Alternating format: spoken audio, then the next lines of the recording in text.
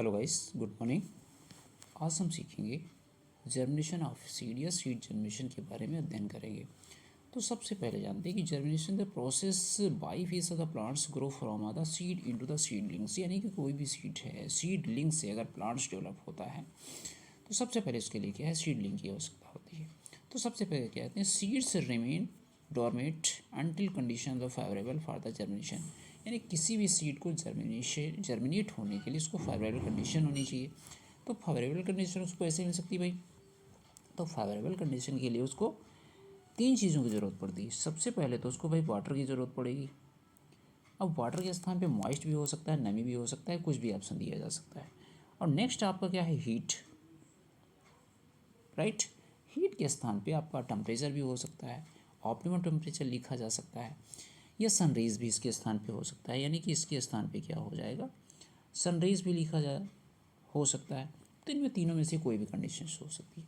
और तीसरा आपका है O2। अब किसी किसी में ऑप्शन में दे देते हैं कि भी O2 के स्थान पे एयर लिखा होता है, या एयर के स्थान पे कहीं पे O2 लिखा, तो इन दोनों में से एक हो सकता है।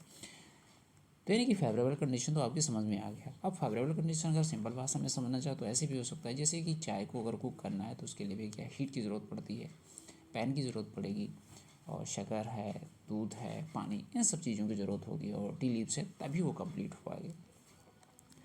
तो फेवरेबल कंडीशन के बारे में आप लोगों ने समझ लिया है। नेक्स्ट क्या है, हाँ, all seeds need water, oxygen and the optimum temperature to germinate, यानी कि जर्मिनेट होने के लिए इन तीन कंडीशंस की होनी ज़रूरी है।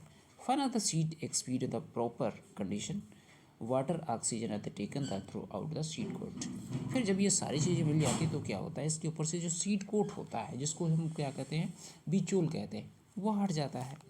तो क्या है, जो सीड के चारों तरफ होता है उसको क्या कहते हैं, हम सीड कोट कहते हैं, सीड कोट कहते हैं,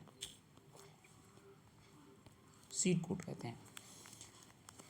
अब सीड कोट के बाद नेक्स्ट प्रोसेस क्या होगी कि जर्मिनेट तो होता है भाई, लेकिन जर्मिनेशन की प्रोसेसिंग देख लेते हैं। तो सपोज दैट अगर कोई सीड है तो उसका जो सबसे पहले क्या निकलता है, तो सबसे पहले निकलता है रेडिकल। रेडिकल, तो रेडिकल पहले निकलता है। तो रेडिकल से बनती क्या है भाई, रेडिकल से बनती है आपकी रूट। तो आपको खास तौर से ध्यान रखना है कि R for radical, right, R for root.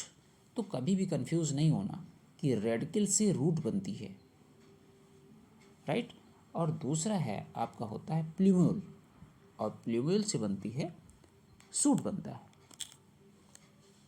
Right. अब नेक्स्ट क्या है, आर से बन गया भाई आपका रूट हो गया,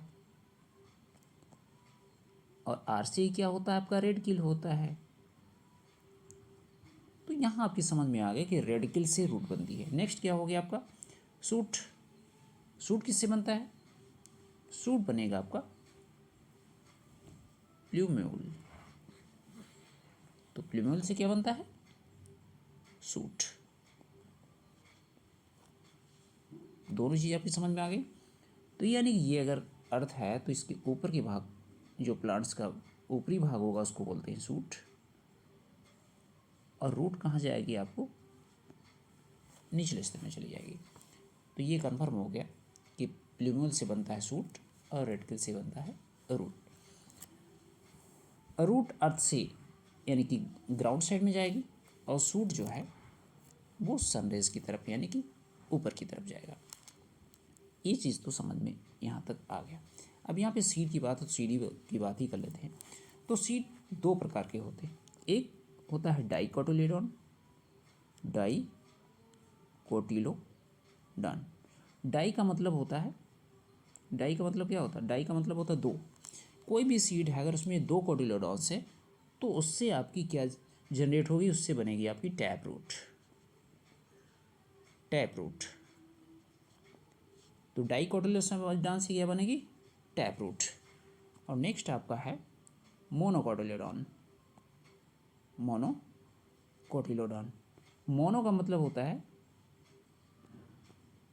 मोनो का मतलब होता है एक, यानी जिसमें सिंगल कोटिलोडॉन हो, तो उससे क्या बनेगी, फाइब्रस रूट। फाइब्रस रूट बनती है। फाइब्रस रूट्स के एग्जांपल्स क्या आपके हैं? मेज, व्हीट, पैडी और भी कुछ हो सकते हैं। और डाइकोटिलेडॉन्स में आपके क्या थे? बीन, पी या और बहुत से एग्जांपल्स हो सकते हैं। नेक्स्ट हमारा है रेडिकल हो गया, प्लूमोल हो गया, सीड जर्मिनेशन की पूरी प्रोसेसिंग हो गई। इसके बाद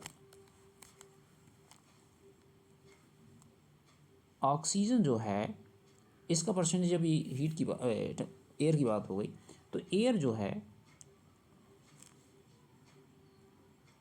किन किन एयर में क्या क्या चीज़ें होती हैं कि एक प्लांट्स को डेवलप होने के लिए क्या क्या चीज़ों की ज़रूरत पड़ती है? तो ऑक्सीजन की ज़रूरत पड़ती है, CO2 की ज़रूरत पड़ती है।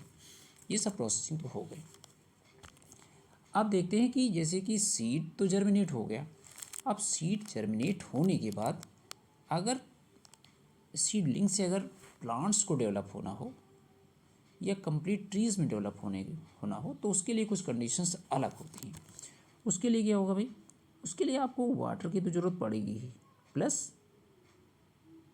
सन रेज की तो ज़रूरत पड़ेगी ही, प्लस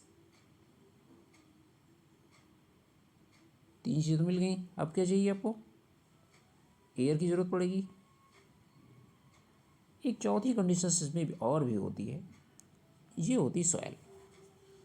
भाई सॉयल की तो ज़रूरत पड़ेगी, बिना सॉयल के यानी कि इसको बेस चाहिए। और बिना सॉयल के क्या है, कोई भी सीडलिंग्स है, जर्मिनेटेड सीड है, वो कंप्लीट प्लांट्स या कंप्लीट ट्री में डेवलप नहीं हो सकता है।